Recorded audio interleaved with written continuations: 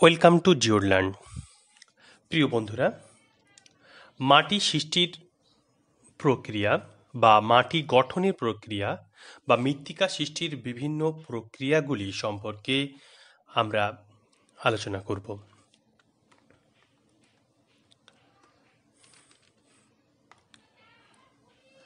মৃত্তিকার উৎপত্তির প্রক্রিয়া অত্যন্ত জটিল। ভূত্বকে মৃত্তিকার উৎপত্তি দুটি পর্যায়ে ঘটে। প্রথম পর্যায়ে আবহবিকারের মাধ্যমে যান্ত্রিক ও রাসায়নিক প্রক্রিয়ায় আদিশিলা চূর্ণ বিচূর্ণ হয় ও বিয়োজিত হয়ে রেগুলিতে পরিণত হয়। তাহলে মৃত্তিকা সৃষ্টির প্রথম পর্যায়ে হচ্ছে আবহবিকারের মাধ্যমে শিলা চূর্ণ বিচূর্ণ ও বিয়োজিত হয়ে রেগুলিতে পরিণত হচ্ছে। আর দ্বিতীয় পর্যায়ে ভৌত রাসায়নিক জৈব প্রক্রিয়ায় ওই রেগুলিতের সঙ্গে জল, বায়ু, জৈব পদার্থ ও খনিজ পদার্থ যুক্ত হয়ে একাধিক স্তরযুক্ত প্রকৃত মাটির সৃষ্টি হয়। তাহলে মাটির উৎপত্তির ক্ষেত্রে দুটো পর্যায়ে এখানে আমরা লক্ষ্য করছি।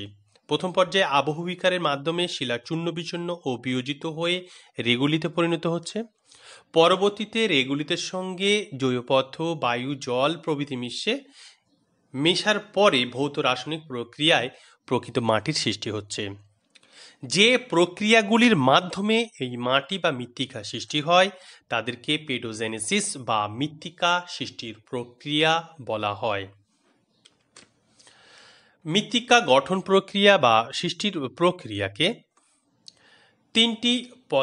তিনটি পদ্ধতিতে ভাগ করে হয়ে থাকে, বা মৃত্তিকা সৃষ্টি তিনটি পদ্ধতিতে হয়ে থাকে, বা মৃত্তিকা গঠন প্রক্রিয়া তিনটি পদ্ধতিতে সম্পন্ন হয়।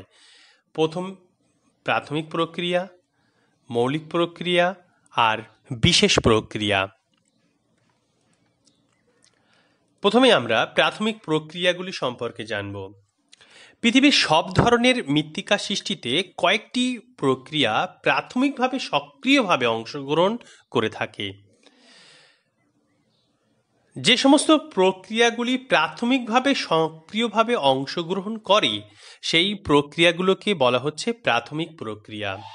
বিজ্ঞানী সাইমনসন 1959 সালে মৃত্তিকা সৃষ্টির 4টি প্রাথমিক প্রক্রিয়ার কথা উল্লেখ করেছিলেন। কি কি আমরা জানব? সংযোজন, অপসারণ, রূপান্তর আর স্থানান্তর। প্রথমে জানব সংযোজন সম্পর্কে। সংযোজনের ক্ষেত্রে কি হয়? সংযোজনের ক্ষেত্রে মৃত্তিকার উপরের স্তরে বৃষ্টিপাত বা তুষার গলা জল মৃত্তিকা জল রূপে সংযোজিত হয়। তাহলে মৃত্তিকার উপরের অংশে কি হচ্ছে? বৃষ্টি হচ্ছে, তুষার গলা জল আসছে, সেই জলটা কি প্রবেশ করছে, মৃত্তিকার জল রূপে সংযোজিত হলো। এছাড়া কি উদ্ভিদ ও প্রাণীর মৃতদেহ বা তাদের থেকে যে বর্জ্য পদার্থগুলো আসে সেই সমস্ত বর্জ্য পদার্থ এবং মৃতদেহ জৈব পদার্থ রূপে সংযোজিত হয়। শিলা রাসায়নিকভাবে বিয়োজিত হয়ে খনিজ পদার্থ রূপেও সংযোজিত হয়। তাহলে জল, জৈব পদার্থ, খনিজ পদার্থ প্রভৃতি প্রথমে কি হচ্ছে? সংযোজিত হচ্ছে, যাকে আমরা সংযোজন প্রক্রিয়া বলছি। অপসারণ, এই প্রক্রিয়ায় কি ঘটে? যে জল সংযোজিত হয়েছিল মৃত্তিকা জল রূপে, এখন কি হবে? সূর্যের আলো পড়বে সেই জলে, মৃত্তিকা জলের উপর যখন সূর্যের আলো পড়ছে, উত্তপ্ত হচ্ছে এবং বাষ্পীভবনের মাধ্যমে সেই জল অপসারিত হয়ে যাবে। মৃত্তিকার উপরের স্তরের ক্ষয় হবে, নদী, বায়ু, হিমবাহ প্রভৃতির মাধ্যমে কি হবে? ক্ষয় হতে থাকবে এবং ক্ষয়ের মাধ্যমে সেগুলো কি অপসারিত হয়ে যাবে, যাকে আমরা ক্ষয়ভবন বলি। ক্ষয়ভবনের মাধ্যমে অপসারিত হবে। আর মৃত্তিকার যে সমস্ত উদ্ভিদ এবং প্রাণীর দেহাংশ বা তাদের বর্জ্য পদার্থ মিশেছিল মৃত্তিকার মধ্যে, সেগুলো জারিত হয়ে কার্বন ডাই অক্সাইড উৎপন্ন হবে এবং কার্বন ডাই অক্সাইড উৎপন্ন হয়ে সেটা বাতাসে মিশে যাবে। এইভাবে এই প্রক্রিয়াগুলোকে বলা হচ্ছে অপসারণ প্রক্রিয়া। সংযোজন অপসারণের পরে আমরা জানব রূপান্তর। এই প্রক্রিয়ায় কি হচ্ছে? মৃত্তিকার মধ্যে অবস্থিত প্রাথমিক খনিজগুলি বিয়োজনের মাধ্যমে গৌণ খনিজে পরিণত হয়ে যায়। মৃত্তিকার মধ্যে যে জৈব পদার্থ আছে সেই জৈব পদার্থ হিউমিফিকেশন প্রক্রিয়ায় হিউমাসে পরিণত হয়ে যায়, আর জৈব পদার্থ পরবর্তীতে মিনারেলাইজেশন বা খনিজীকরণ প্রক্রিয়ায় হিউমাস থেকে বিভিন্ন খনিজে রূপান্তরিত হয়। রূপান্তর প্রক্রিয়া জানলাম, এবার আসে স্থানান্তর প্রক্রিয়া। এই প্রক্রিয়ায় মৃত্তিকার খনিজ ও জৈব পদার্থগুলি দ্রবীভূত ও ভাসমান অবস্থায় মৃত্তিকার গভীর অংশে স্থানান্তরিত ও সঞ্চয় হয়। তাহলে মৃত্তিকার যে সমস্ত খনিজ পদার্থ বা জৈব পদার্থগুলো যুক্ত হয়েছিল বা আছে সেগুলো কি হচ্ছে বিভিন্নভাবে মৃত্তিকার আরও গভীর অংশে স্থানান্তরিত হয় এবং সেখানে সঞ্চিত হয়। এই স্থানান্তর জলের দ্বারা দ্রবীভূত বা ভাসমান অবস্থায়ও হতে পারে। মৃত্তিকা সৃষ্টির দুটি মৌলিক প্রক্রিয়া এলুভিয়েশন ও ইলুভিয়েশন এই স্থানান্তর প্রক্রিয়ার অন্তর্গত। পূর্বে রূপান্তর প্রক্রিয়ার ক্ষেত্রে হিউমিফিকেশন আর খনিজীকরণ প্রক্রিয়া যুক্ত ছিল। তাহলে আমরা প্রাথমিক প্রক্রিয়াগুলি সম্পর্কে জানলাম। প্রাথমিক প্রক্রিয়ার ক্ষেত্রে কী হচ্ছিল? প্রথমে সংযোজন, তারপরে ছিল অপসারণ, তারপরে ছিল রূপান্তর এবং শেষে জানলাম স্থানান্তর সম্পর্কে। আমরা জেনে নেব মৃত্তিকা সৃষ্টির মৌলিক প্রক্রিয়াগুলি সম্পর্কে। যেসব প্রক্রিয়া যে কোনো স্থানের সুস্পষ্ট স্তরযুক্ত প্রকৃত মাটি বা মৃত্তিকা সৃষ্টিতে অপরিহার্য তাদের মৌলিক প্রক্রিয়া বলে। যে প্রক্রিয়াগুলো মাটি তৈরির ক্ষেত্রে একান্ত অপরিহার্য সেই সমস্ত প্রক্রিয়াগুলোকে মৌলিক প্রক্রিয়া বলা হচ্ছে। যেমন রান্নার ক্ষেত্রে, তরকারি রান্নার ক্ষেত্রে লবণ অপরিহার্য, ঠিক তেমনি কিছু প্রক্রিয়া আছে যে সমস্ত প্রক্রিয়াগুলি মৃত্তিকা সৃষ্টিতে অপরিহার্য তাদের মৌলিক প্রক্রিয়া বলা হচ্ছে। মাটি সৃষ্টিতে বা মৃত্তিকা সৃষ্টিতে চারটি মৌলিক প্রক্রিয়া আছে, যথা হিউমিফিকেশন, খনিজীকরণ, এলুভিয়েশন আর ইলুভিয়েশন। হিউমিফিকেশন, হিউমাস সৃষ্টির প্রক্রিয়াকে হিউমিফিকেশন বলা হয়। উদ্ভিদ বা প্রাণীর দেহাবশেষ বা বর্জ্য পদার্থ মৃত্তিকার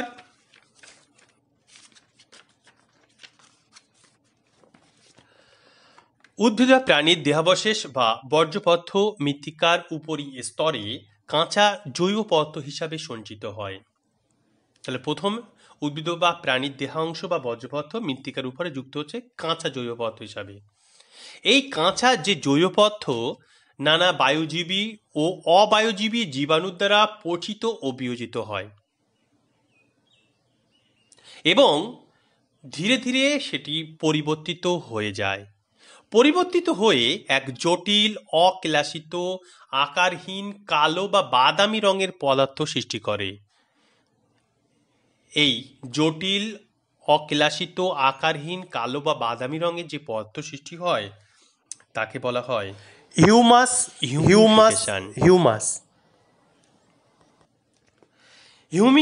হিউমিফিকেশন রঙের পদার্থ সৃষ্টি হয় তাকে বলা হয় হিউমাস, আর যে পদ্ধতিতে হিউমাস তৈরি হচ্ছে তাকে বলা হচ্ছে হিউমিফিকেশন। হিউমিফিকেশন প্রক্রিয়াকে চারটি ভাগে ভাগ করা হয়: অবায়ুজীবী হিউমিফিকেশন, অম্ল হিউমিফিকেশন, মরু অঞ্চলের হিউমিফিকেশন আর আর্দ্র ক্রান্তীয় অঞ্চলের হিউমিফিকেশন। অবায়ুজীবী হিউমিফিকেশন জলাভূমি বা জলাশয়ে যে সকল জলজ উদ্ভিদ জন্মায় তারা মারা গেলে ওই জলাশয়ে সঞ্চিত হয়। জলের গভীরে বাতাস প্রবেশ করতে পারে না, ফলে অক্সিজেনের অভাব ঘটে। কিন্তু অবায়ুজীবী জীবাণু যারা অক্সিজেন ছাড়া বেঁচে থাকতে পারে। বিশেষ পদ্ধতিতে মৃত জৈব পদার্থগুলিকে বিয়োজিত করে হিউমাসে পরিণত করে। এই ধরনের হিউমিফিকেশনকে অবায়ুজীবী হিউমিফিকেশন বলে। পরেরটা হচ্ছে অম্ল হিউমিফিকেশন। মাটিতে চুন জাতীয় পদার্থের অভাব থাকলে অম্ল হিউমিফিকেশন ঘটে। যেসব অঞ্চলে উদ্ভিদ গুল্ম জাতীয় সেই অঞ্চলে অজারিত ও অর্ধজারিত জৈব পদার্থের সঞ্চয় ঘটে। পাইন জাতীয় উদ্ভিদ অঞ্চলে কাঁচা জৈব পদার্থের সঞ্চয় থেকে উৎপন্ন হিউমাস অম্লধর্মী। মরুপ্রায় অঞ্চলের হিউমিফিকেশন। মরুপ্রায় অঞ্চলে আর্দ্রতার পরিমাণ খুবই কম, স্বাভাবিকভাবে জৈব পদার্থের পরিমাণ কম, ফলে হিউমাসের পরিমাণও কম। স্টেপ বা পেরি তৃণভূমি অঞ্চলে জৈব পদার্থ সঞ্চয়ের পরিমাণ উল্লেখযোগ্যভাবে অধিক। গ্রীষ্মকালে উষ্ণতা অধিক হওয়ায় জৈবিক ক্রিয়া প্রায় বন্ধ হয়ে যায়, আবার শীতকালে তাপমাত্রা কম থাকায় জৈবিক ক্রিয়া সম্পূর্ণ হতে পারে না। এজন্য মৃত্তিকায় অধিক জৈব পদার্থের সঞ্চয় ঘটে, কিন্তু অধিক উষ্ণতায় এই প্রক্রিয়া ক্ষারের পরিমাণ বাড়িয়ে দেয়, তখন কালো রঙের হিউমাস সৃষ্টি হয়।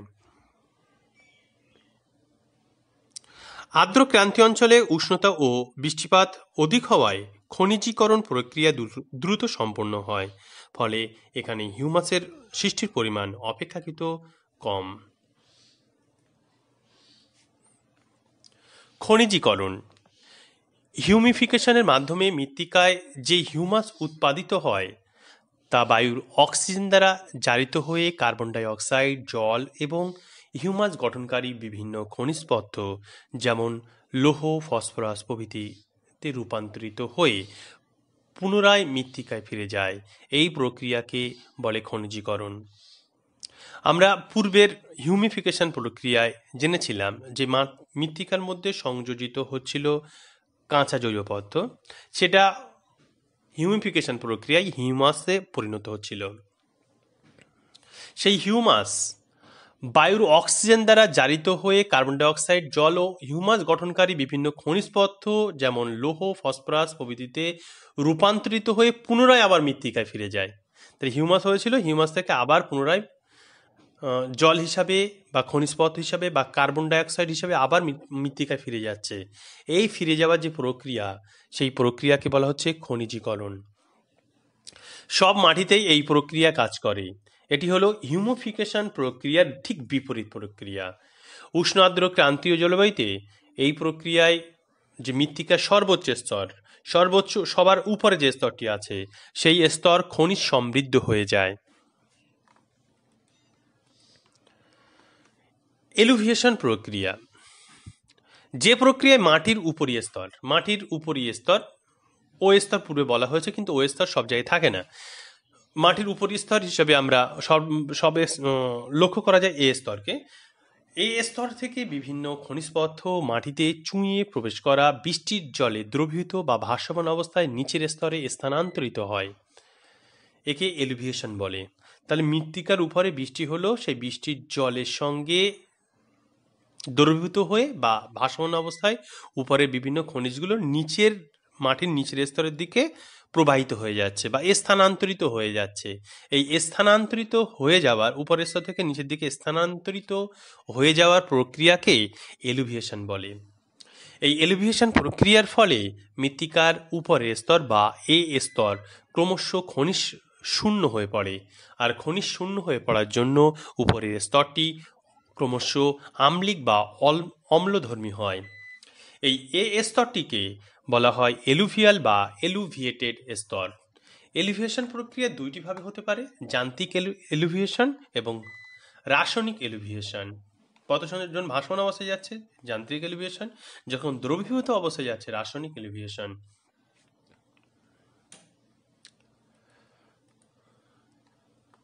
ইলুভিয়েশন যে প্রক্রিয়ায় মাটির উপরি স্তর এ স্তর থেকে বিভিন্ন খনিজ পদার্থ মাটিতে চুঁইয়ে প্রবেশ করা বৃষ্টিপাতের জলে দ্রবীভূত বা ভাসমান অবস্থায় নিচের স্তরে স্থানান্তরিত হয়ে সঞ্চিত হয়, তাকে ইলুভিয়েশন বলে। আমরা ইলুভিয়েশনের ক্ষেত্রে পড়েছিলাম যে উপরের স্তর থেকে জলে দ্রবীভূত অবস্থায় বা ভাসমান অবস্থায় খনিজ পদার্থ বা অন্যান্য পদার্থ নিচের দিকে স্থানান্তরিত হচ্ছে। এবার নিচের দিকে স্থানান্তরিত হওয়ার পরে একটি স্তরে গিয়ে কি হবে, সেগুলো সঞ্চিত হবে। এই যে সঞ্চিত হওয়ার যে প্রক্রিয়া, সেই সঞ্চিত হওয়ার প্রক্রিয়াকে বলা হয় ইলুভিয়েশন। ইলুভিয়েশন কি হয়, এ স্তরের নিচের স্তরে কি হয়, এই প্রক্রিয়ায় পদার্থসমূহ সঞ্চিত হয়। এর ফলে বি স্তর খনিজ সমৃদ্ধ হয়ে যায়। এই বি স্তরকে ইলুভিয়াল বা ইলুভিয়েটেড স্তর বলে। এলিভিয়েশনের মতো ইলুভিয়েশন প্রক্রিয়া দুই ভাগে বিভক্ত, যান্ত্রিক ইলুভিয়েশন এবং রাসায়নিক ইলুভিয়েশন। তাহলে আমরা চারটি মৌলিক প্রক্রিয়া সম্পর্কে জানলাম। কি সেই মৌলিক প্রক্রিয়াগুলো? হিউমিফিকেশন, যার মাধ্যমে হিউমাসে পরিণত হচ্ছিল। খনিজীকরণ, যার মাধ্যমে হিউমাস আবার কি হচ্ছে, তার হিউমাসের মধ্যে থেকে যে জল, কার্বন ডাই অক্সাইড বা খনিজ পদার্থগুলো সেগুলো আবার মৃত্তিকায় পুনরায় ফেরত আসছে। তারপর এলিভিয়েশন, মৃত্তিকার উপরের স্তর থেকে পদার্থসমূহ কি হচ্ছিল, নিচের স্তরে চলে যাচ্ছিল। এলিভিয়েশন, মৃত্তিকার নিচের স্তর, সেই সমস্ত খনিজ পদার্থগুলো সঞ্চিত হচ্ছিল। এবার আমরা জানবো মৃত্তিকা সৃষ্টির বিশেষ প্রক্রিয়া সম্পর্কে। প্রথমে আসছে বিশেষ প্রক্রিয়া কি। জলবায়ু ও উদ্ভিদ, জলবায়ু এবং উদ্ভিদ বিশেষ করে এইগুলো হচ্ছে মৃত্তিকা সৃষ্টির সক্রিয় উপাদান প্রভৃতির তারতম্যে বিশেষ বিশেষ অঞ্চলে ভিন্ন ভিন্ন মাটি গঠনকারী প্রক্রিয়া কার্যকর হয়। তাহলে জলবায়ু এবং উদ্ভিদের পার্থক্যের কারণে পৃথিবীর বিভিন্ন অঞ্চলে ভিন্ন ভিন্ন মাটি গঠনকারী প্রক্রিয়া কার্যকর হয়ে থাকে। এই বিভিন্ন অঞ্চলে যে বিশেষ বিশেষ প্রক্রিয়া মাটি সৃষ্টিতে অংশগ্রহণ করে, সেই সমস্ত প্রক্রিয়াগুলিকে বলা হয় সুনির্দিষ্ট বা বিশেষ প্রক্রিয়া। এই সমস্ত প্রক্রিয়াগুলি হলো ল্যাটেরাইজেশন, এটি নিরক্ষীয় অঞ্চলে সম্পন্ন হয়। পর্জলাইজেশন, এটি সরলবর্গীয় অরণ্য অঞ্চল বা শীতল নাতিশীতোষ্ণ অঞ্চলে লক্ষ্য করা যায়। গ্লেইজেশন, জলাভূমি অঞ্চলে লক্ষ্য করা যায়। ক্যালসিফিকেশন, স্যালিনাইজেশন, অ্যালকালাইজেশন এবং ফেরালাইটিজেশন প্রভৃতি বিশেষ প্রক্রিয়া লক্ষ্য করা যায়। প্রথমে আমরা ল্যাটেরাইজেশন সম্পর্কে জানব।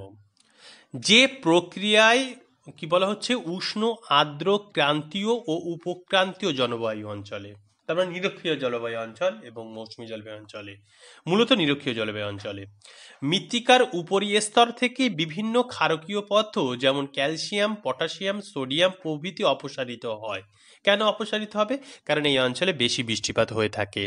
কিন্তু লোহা, অ্যালুমিনিয়ামের জারিত কণাগুলি সেস্কুই অক্সাইড রূপে থেকে গিয়ে লাল রঙের অম্লধর্মী ল্যাটেরাইট মৃত্তিকা সৃষ্টি হয়, তাকে ল্যাটেরাইজেশন বলে। তাহলে এই যে নিরক্ষীয় জলবায়ু অঞ্চল, এখানে বৃষ্টিপাত বেশি হচ্ছে, বৃষ্টিপাত বেশি হওয়ার জন্য উপরি স্তর থেকে ক্যালসিয়াম, পটাশিয়াম, সোডিয়াম প্রভৃতি সব নিচের স্তরে বা ধৌত প্রক্রিয়া অপসারিত হয়ে যাচ্ছে। মৃত্তিকার উপরের স্তরে শুধু লোহা, অ্যালুমিনিয়াম এই ধরনের উপাদানগুলি থেকে যাচ্ছে এবং ব্লু থেকে গিয়ে লাল রঙের অম্লধর্মী ল্যাটেরাইট মৃত্তিকা সৃষ্টি করছে। এই ল্যাটেরাইট মৃত্তিকা সৃষ্টির যে পদ্ধতি, সেই পদ্ধতিকে বলা হচ্ছে ল্যাটেরাইজেশন। লোহা, অ্যালুমিনিয়াম প্রভৃতি ল্যাটেরাইট মৃত্তিকার উপরের দিকে একটি কঠিন আবরণ গঠন করে। এই লোহা এবং অ্যালুমিনিয়াম থেকে যাচ্ছে, থেকে গিয়ে কি হচ্ছে, ল্যাটেরাইট মৃত্তিকার উপরে একটা কি শক্ত একটা আবরণ তৈরি করছে, যে আবরণকে বলা হচ্ছে ডিউরিকাস্ট। পর্জলাইজেশন কোথায় লক্ষ্য করা যায়? এটি শীতল নাতিশীতোষ্ণ অঞ্চলে লক্ষ্য করা যায়। বলা হচ্ছে শীতল ও আর্দ্র নাতিশীতোষ্ণ জলবায়ু অঞ্চলে কি গাছ জন্মায়? সরলবর্গীয় অরণ্য জন্মায়। সেই সরলবর্গীয় অরণ্য অঞ্চলে ধূসর বা ছাই রঙের অম্লধর্মী পর্জল মৃত্তিকা সৃষ্টি হয়। যে প্রক্রিয়া এটি সৃষ্টি হচ্ছে, সেই প্রক্রিয়াটাকে বলা হচ্ছে পর্জলাইজেশন। এখন সরলবর্গীয় অরণ্য অঞ্চলে শীতল পরিবেশে মৃত্তিকার যে উপরি স্তরে কাঁচা জৈব পদার্থ, যেহেতু ঠান্ডা থাকে, তাই এখানে কি কাঁচা জৈব পদার্থ সঞ্চিত যেটা থাকে সেটা থেকেই যায়। তাহলে কাঁচা জৈব পদার্থ সমৃদ্ধ একটা আস্তরণ তৈরি হয় উপরের স্তরে, সেটিকে আমরা কি বলবো? ডাব বলবো। এবং মৃত্তিকার স্তরে লৌহ এবং অ্যালুমিনিয়াম অক্সাইড বা সেস্কুই অক্সাইড সঞ্চিত হয়ে অদ্রবণীয় শক্ত পদার্থের স্তর গঠিত হয় নিচের স্তরে, যাকে আমরা বলি হার্ড প্যান। এই পর্সাল মৃত্তিকায় কিন্তু আদর্শ হার্ড প্যান গঠিত হয়ে থাকে। তাহলে পর্জলাইজেশন প্রক্রিয়ায় কি হয়, পর্সল মৃত্তিকা সৃষ্টি হয়। কোথায় তৈরি হয়? শীতল ও আর্দ্র নাতিশীতোষ্ণ জলবায়ু অঞ্চলে, যেখানে সরলবর্গীয় অরণ্য আছে। সরলবর্গীয় অরণ্য আছে, এখানে ঠান্ডার পরিমাণ বেশি বলে উপরের স্তরে কিন্তু জৈব পদার্থ সঞ্চিত একটা আস্তরণ তৈরি করে, যাকে ডাব বলা হয়। এবং বি স্তরে লৌহ এবং অ্যালুমিনিয়াম, সেক্সুই অক্সাইড প্রভৃতি সঞ্চিত হয়ে একটি শক্ত আবরণ তৈরি করে, যাকে বলা হয় হার্ড প্যান। গ্লেজিয়েশন কি? পৃথিবীর জলাভূমি অঞ্চলে অক্সিজেনের যোগান কম থাকায়, তাহলে যেখানে যেখানে জলাভূমি আছে সেখানে অক্সিজেনের যোগান কি আছে? কম থাকায় ক্ষুদ্র জীবাণুসমূহ জৈব পদার্থকে জারিত করতে পারে না, ফলে সেখানে অক্সিজেন কম আছে, জীবাণু কি ওই জলাশয়ের যে জৈব পদার্থ আছে তাকে জারিত করতে পারছে না। ফলে বিজারণ প্রক্রিয়ায় মৃত্তিকার জৈব অম্লের পরিমাণ বৃদ্ধি পায়, ফলে সেখানে বিজারণ প্রক্রিয়া ক্রিয়াশীল হয় এবং মৃত্তিকা, যে জলাভূমি অঞ্চলের তলদেশে যে মৃত্তিকা আছে সেই মৃত্তিকায় জৈব অম্লের পরিমাণ বৃদ্ধি পায় এবং আংশিক জারিত জৈব পদার্থ সঞ্চিত হয়ে, এবং সেখানে আরও কি হচ্ছে, আংশিক জারিত হয়ে কিছু জৈব পদার্থ সঞ্চিত হচ্ছে নিচে, সঞ্চিত হয়ে নীলচে ধূসর রঙের পিট বা গ্লেই মৃত্তিকা সৃষ্টি করছে। মৃত্তিকা সৃষ্টির এই প্রক্রিয়াকে বলা হচ্ছে গ্লেজিয়েশন। গ্লেজিয়েশন প্রক্রিয়ায় যে মৃত্তিকা সৃষ্টি হয়ে থাকে তাকে হাইড্রোমরফিক মৃত্তিকা বলা হয়ে থাকে। তাহলে গ্লেজিয়েশন প্রক্রিয়া কোথায় ক্রিয়াশীল হয়? জলাভূমি অঞ্চলে। কেন ক্রিয়াশীল হয়? সেখানে জলাভূমিতে অক্সিজেনের যোগান কম এবং তার কারণে জারণ প্রক্রিয়া কম ক্রিয়াশীল এবং বিজারণ প্রক্রিয়া বেশি ক্রিয়াশীল হওয়ার জন্যই এই গ্লেজিয়েশন প্রক্রিয়া সেখানে কার্যকর হয়। ক্যালসিফিকেশন, যে প্রক্রিয়ায় মৃত্তিকার পরিলেখে কোনো এক স্তরে ক্যালসিয়াম কার্বনেটের সঞ্চয় ঘটে তাকে ক্যালসিফিকেশন বলে।